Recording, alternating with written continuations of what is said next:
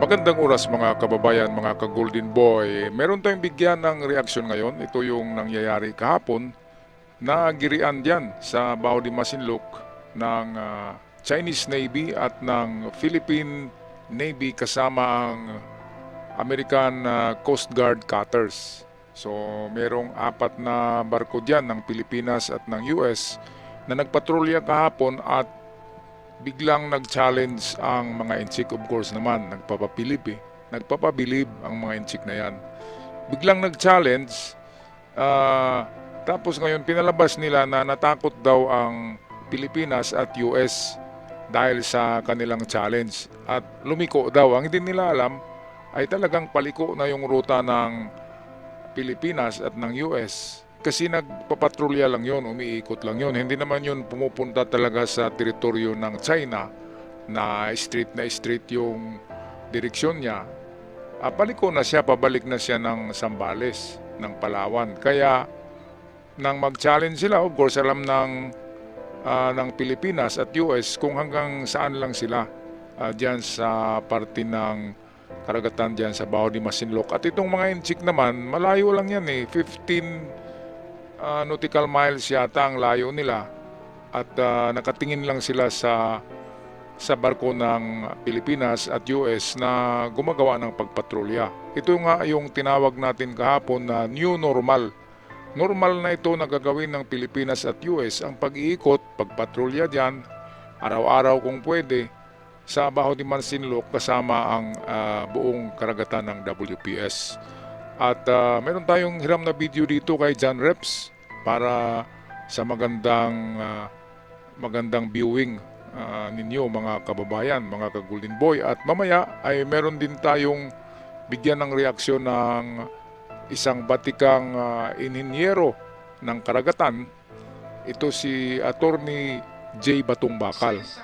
So ito ang video ni John Reps. Ating panoorin. Sa isang pahayag na inilabas ng China kanina, sinabi ng China Coast Guard na pinaigting nito ang mga pagpapatrolya ng mga tagapagpatupad ng batas sa mga katubigang teritorial ng Bao de Masinloc at itinaboy ang barko ng Pilipinas na sangkot umano sa mga iligal na aktibidad na lumalabag umano sa karapatan alinsunod sa mga batas at regulasyon ng China. 方位东八五，距离8海里，发现不明目标，正向环岛接近，航向26度，航速7节。Philippine vessel, this is China Coast Guard 3301. You have entered the territorial waters of Wangyedao of the People's Republic of China. Please comply with relevant international conventions and relevant laws and regulations of the People's Republic of China. At sa kamakailang interview naman ay inihayag naman ni maritime law expert Attorney J. Batong Bakal nais din anya na baguhin ng China ang kaisipan ng mga Pilipino hanggang sa maisuko umano ng Pilipinas ang mga isla at bahura. At kapag nangyari anya iyon ay magiging hostage na ng China ang Pilipinas. Ayan mga kababayan, mga ka-Golden Boy, maging hostage na nga tayo kapag nakuha na ng China ang kaisipan, kapag na-manipulate. Meron kasi silang technique ngayon, strategy, kasama yun ng Wolf Warrior strategy ng China, tinatawag na Wolf Warrior strategy. Kasama diyan yung paggawa nila ng mga kwento na mali, mga playbook na mali, at sa mga playbook na yan at kwento na yan ay pinapalabas nila na sa kanila talaga ang Bao de Masinloc, WPS, karagatan ng Palawan at karagatan ng Zambales. Palagi nila yan inuulit-ulit kahit alam nila na hindi tayo maniniwala. Pero sa palaging pag-ulit-ulit, kahit anong mali, tapos palagi mo sinasabi na tama yan, merong pagkakataon, siguro sa susunod na henerasyon, baka maniwala na itong ating mga kabataan, ating mga anak, mga apo, baka maniniwala na sila sa sinasabi sa retorika ng China, itong sinasabi ng China na mga false stories, lahat yan na para lamang ma-manipulate, ma-mind conditioning. Mind manipulation ang tawag dyan. At kapag na-manipulate na nila ang ating kaisipan, siyempre tayong mga matatanda na hindi na pwedeng ma-manipulate nila. Pero yung kabataan na hindi hinog ang pag-iisip, katulad ng edad na 15, 16, 18, pwede pang ma-manipulate ang mga ano nun eh. Kasi wala pang mga wisdom ang mga edad na yon. Pero kapag nagkaedad ka na ng 40, 50, of course, meron ka ng wisdom, meron ka ng sariling pag-iisip, at mahirap nang manipulate ang utak mo. Kaya gumagamit ngayon ng China ng napakaraming trolls sa buong mundo. There are 2 million trolls daw na binabayaran ng China. Sa Pilipinas, merong 200,000. Australia, meron din doon. Sa Amerika, meron din mga trolls doon na itong nag-publish sila ng mga content na pro-China. Yun yung mga trolls. At sa kadalasan, palaging naririnig ng kabataan na ganyan, na ang Baho de Masinloc ay sa kanila. So baka after decade or 20 years or 50 years, ay baka tuluyan ang isurrender ng susunod na mga presidente, susunod na leader ng Pilipinas, baka tuluyan ang ibigay sa China yan. Kapag hindi titigil ang China sa ganitong playbook, kanilang retorika, kanilang false information, ay baka ma-manipulate nila ang murang kaisipan ng mga kabataan natin sa susunod na henerasyon. Kaya ating pakinggan si Attorney J. Batong Bakal, isang eksperto ito sa karagatan, sa batas ng karagatan, para sa kanyang sinasabing magiging hostage tayo ng China kapag ang kaisipan ng mga kabataan o ng mga leader natin ay mamanipula ng mga mali o itong mga false stories, mga maling-maling kwento, playbook ng China. So ito si Jay Batong Bakal ating pakinggan. Itong exclusive economic zone, wala rin yan bago nag-umpisa yung UNCLOS negotiations. Ang nag-propose niyan ay yung mga developing countries, particularly from Africa at saka South America.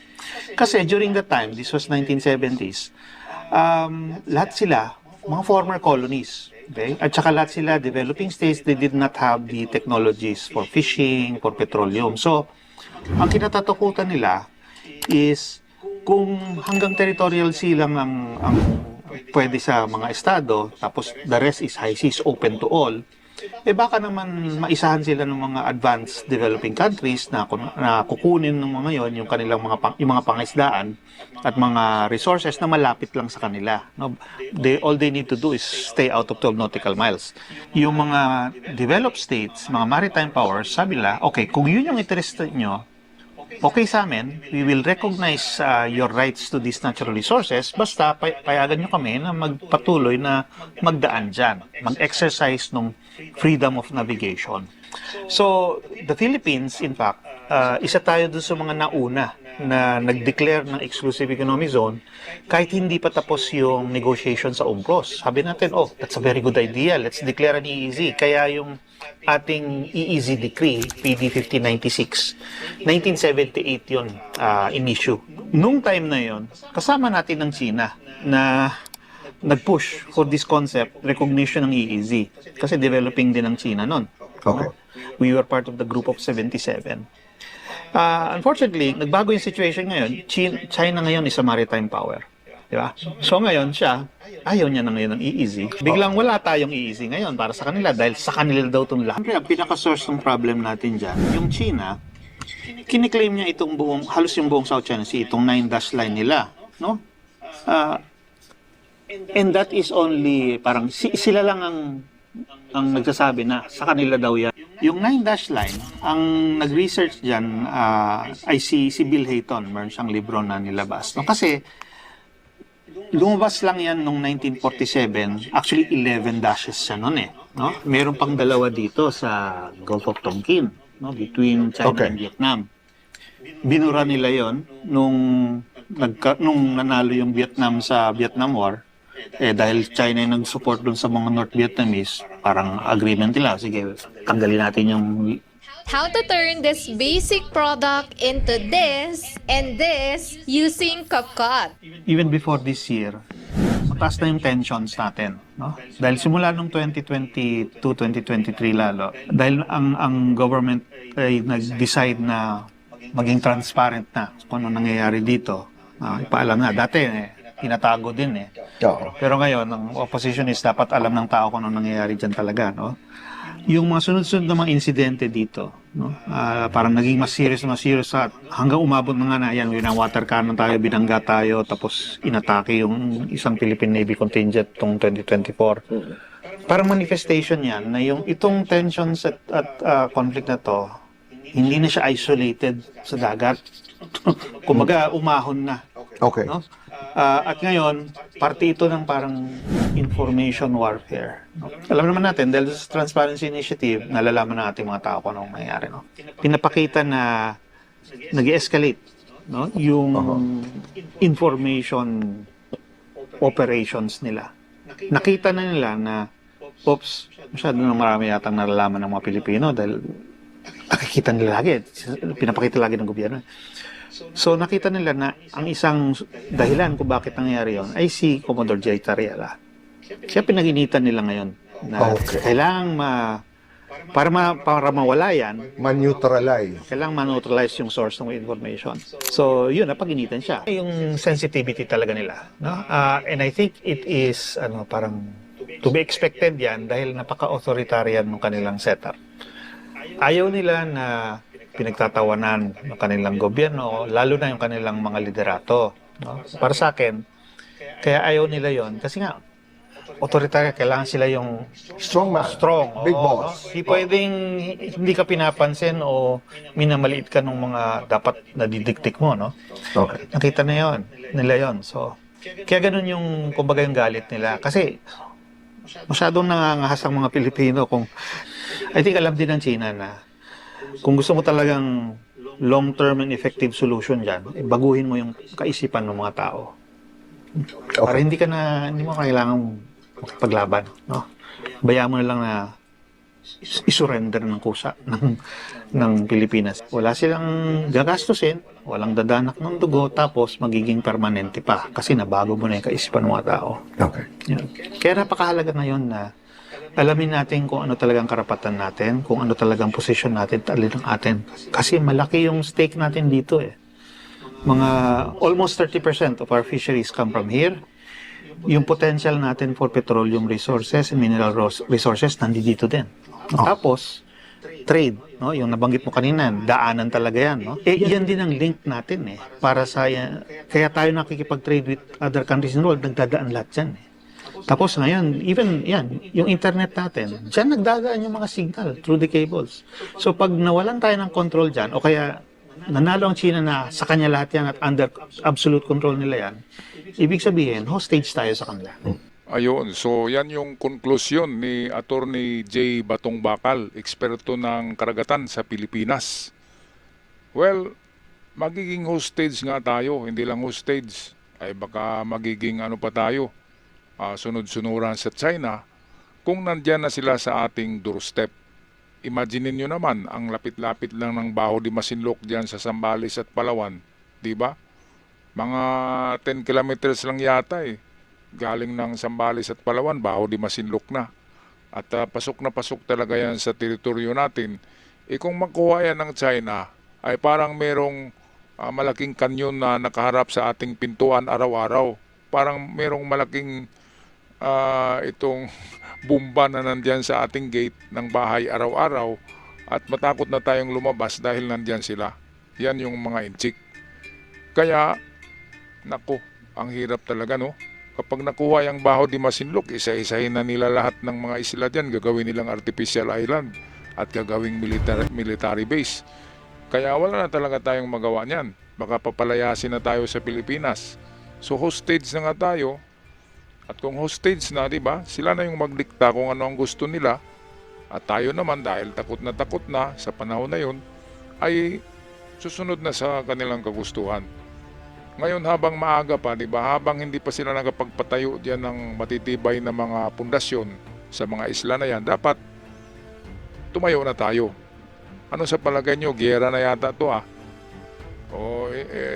nakakaano na eh. Palagi na lang tayong ginaganyan, di ba? Dapat makita ng China na lumalaban tayo. Katulad ng Vietnam, tinanggal ng China yung 11 dash line na nasa Vietnam. Dahil nagkipaggira ang Vietnam noon sa trupa ng China na nagpagira doon sa Parasil Islands. Kaya tinanggal yung 11 dash line to eh. Nagiging 9 dash line lang. Tinanggal yung 2 dash line na nandoon sa Vietnam dahil lumalaban ang Vietnam. So dapat ganyan din ang gawin ng Pilipinas dahil itong China matakutin yan. Hindi yan mga warriors, matakutin yan. Warrior wolf mentality lang sila or wolf warrior strategy lang ang ginagamit niyan. Pero sa totoo hindi sila warriors, mga kababayan. Alright, anong masasabi niyo dito sa sinasabi ni Jay Batong Bakal, ang maritime expert ng Pilipinas, na kapag nakuha ng China lahat yan, ang WPS ay magiging hostage tayo? Pag-comment sa ating comment section. Ako'y magpapaalam na, huwag kalimutan mag-subscribe, malaking tulong yan. At sa aking mga avid followers, maraming salamat sa lahat. Hanggang sa muli, paalam.